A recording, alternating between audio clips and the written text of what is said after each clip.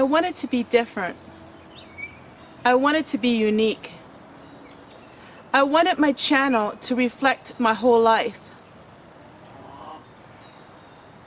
I wanted my channel to reflect me. Before I started my channel, I didn't know much about YouTube, and I researched a lot of different homesteaders. I enjoyed all the projects that they worked on. I enjoyed all the amazing things they did with their gardens, with their herbs, all their canning. But one thing I wanted to do different. I wanted to share a more intimate look of my life. I wanted to be different from the rest. I wanted to share intangible ways about the Lord and my life and all of the things I've learned. I knew in doing so, I would be held under the magnifying glass. I knew that there are people out there that are going to watch me and not have good motives at heart. I knew there were people that were going to watch me only to find fault in me.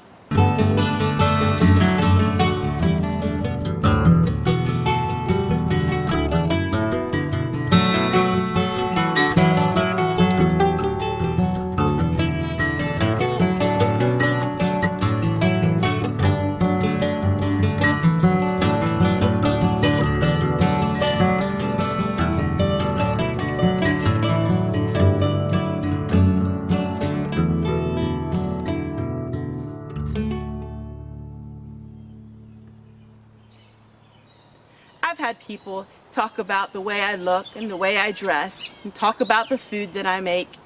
And all of those things I understand. But I never had in almost 3 years someone attack my very existence and attack me personally. And I want to share with you an intimate look about me. And I want to share with you as a record, as a video for anybody else who wants to come along and wants to attack me for my heritage and attack me and belittle me in a personal way. I'm going to share with you my story, and I'm going to share with you why the Mennonite traditions I hold so strong and so fastly in this world. I had a very slanderous person give me an email. This person doesn't have a channel, and I don't know who they are, but they attacked every single thing about me in an email. I was blindsided because in the beginning they seemed very nice, but she sure did change her colors in a matter of a few small emails. Attacked me by saying I can't possibly have ever been a Mennonite or been around Mennonites. I can't be charismatic and be a Mennonite. So I'm going to take you on a little journey, a story of my life. I'm going to share with you the beginning of my blood mother and father. My blood father was Mennonite. My grandma wore a covering and had a cape dress. My blood father grew up very plain. My mother did not grow up plain, but when she met my father, she wanted to join the church, and so she did. I don't know how many years she was involved in the church because she died at age 21, 48 hours after I was born. For whatever reasons, I don't know, my daddy left the Mennonite church. He gave me away to adoption. But for you see, it wasn't just a regular adoption. I was a closed court adoption because family members adopted me. Now, my adopted mother and father are related to my blood father only by marriage. So I have an aunt and uncle that are my aunts and uncles on the adopted side and the blood side. I didn't meet my father until I reached the age of 40. I met him for the very first time. My adopted parents are my parents. And I'm very thankful and grateful that they did adopt me. Because if they did not adopt me, I would not have known Jesus like I do today. For my father left the faith. Being adopted has been a blessing in my life. My adopted mother and father grew up very plain. They were called black-bumpered Mennonites. And that meant they drove vehicles, but their vehicles had to be totally black, even on the chrome. Chrome was considered worldly, and so they had to spray paint it black. They still do to this day, my relatives. My mother and father left the Mennonite church because they started reading the Bible and they realized that some of the doctrine of the Mennonites they no longer agreed with. So what are those doctrines? My mother and father were always taught as you're saved through the works. In other words, you never know if you're going to get to heaven, but you try to be good and do good works, and that hopefully will get you there. My uncle, to this day, is a bishop in the Old Order Mennonite Church. When my mother and father left the Mennonite faith, they moved to a more charismatic type of faith. They started going on tent revivals and helping with all kinds of tent revivals. In those days, tent revivals were very important. All the little country churches had them. Every summer, they would put big tents and they would have people come, and they would have preachers and pastors from all over the world, evangelists that would come and share about Jesus. My parents were involved many times with such revivals. So where does that leave me? Stronghold to the Mennonite traditions, but I also have the charismatic faith. This person went on to say that you can't have both. Who says you can't have both? Who says we can't hold on to our roots but yet have a little bit of a different belief? I believe in the Mennonite way of the simple way. I believe in the plain way. Growing up and being married, my husband was the head of our home and I was a homemaker, just like the Mennonite way. I was the keeper of the home. I cooked and cleaned and baked and took care of the children. That was my calling, and that was my legacy, and that is my Mennonite heritage. There are many things in my videos I don't share with you. I don't share with you my full name. I don't share with you exactly where I live. These things I don't share because of my safety.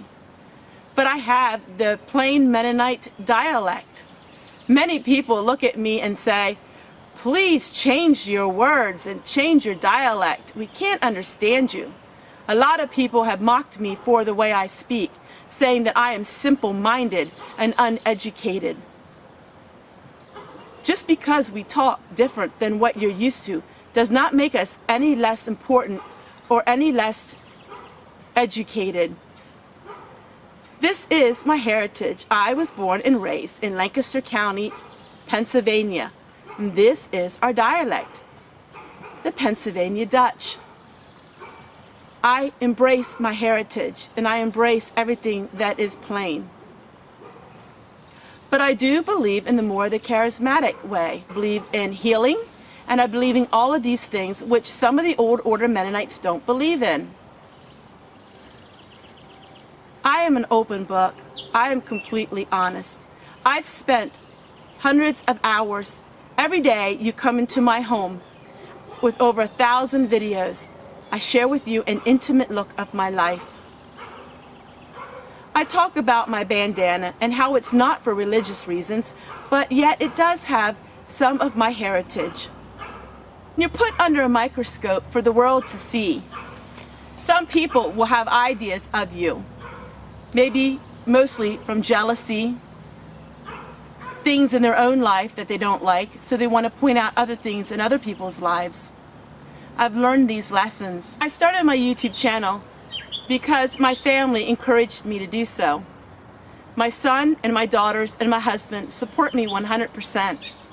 My husband watches every single video I have ever made and reads all of the comments. He is proud of me of the hard work that I have done. And I am proud of him.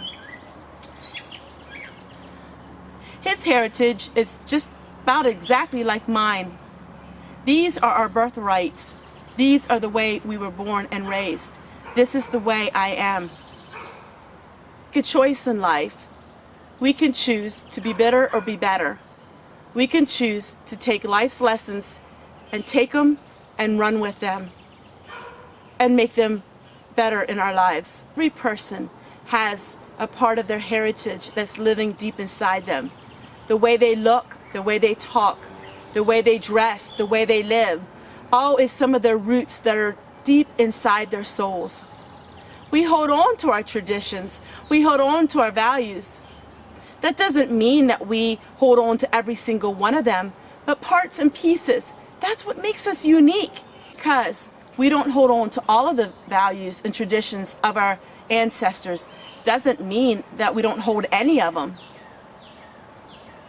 The way the world is going right now, a lot of things I don't condone and I don't believe in. That's the Mennonite way. I won't say specifically what it is. In this day and age, you have to be careful what you say. But let's face it, we all know what's wrong and right. And the things that are happening in this world, I don't agree with. My ancestors wouldn't agree with it, and my relatives wouldn't agree with it today. But yet I like to think that I hold other traditions. Maybe I'm making my own traditions for my own grandchildren. Traditions don't just stop with our ancestors. They go on, and the circle comes complete. What I'm doing today will be a tradition in my granddaughters' lives. They will see their momo hanging wash on the clothesline, making soap. They will see their momo canning. These are all traditions that are coming alive in their lives. I hope some of my Mennonite traditions rub off onto them and onto my future generations to come. I've learned to forgive and let go. I'm thankful every single day that my blood father let me go and gave me a home that taught me about Jesus. Yes, my home wasn't perfect. Yes, I have things in my life I had to work on. But who has a perfect home? Every home has some issues that you need to work on. I am eternally grateful that I was raised in the Mennonite traditional values plus the charismatic way of thinking. I am glad that my mother and father instilled in me all of these things. And I am glad that I am adopted and I embrace it, and I am so happy for it. I'm so grateful that my father loved me enough to give me up, to give me a home where he knew that I would learn about our Lord. I don't hold any bad feelings towards my father. There are no daddy issues with me. I'm happy. I'm complete. I'm so joyous in my spirit. And some people just can't handle that. I often think, why do people be so hateful? Why do they stand on the sidelines of life when we could welcome them in and let them into our home and our environment? I don't understand people. I don't understand. They see the lovingness that we have in our channel of all of us. Why would they want to stand on the sides and mock and ridicule and make fun? Why don't they want to come in and join us and feel loved? Some people are destined to not want to feel loved. And those people, my friends, are truly lost. Take care, everyone. We'll see you guys tomorrow.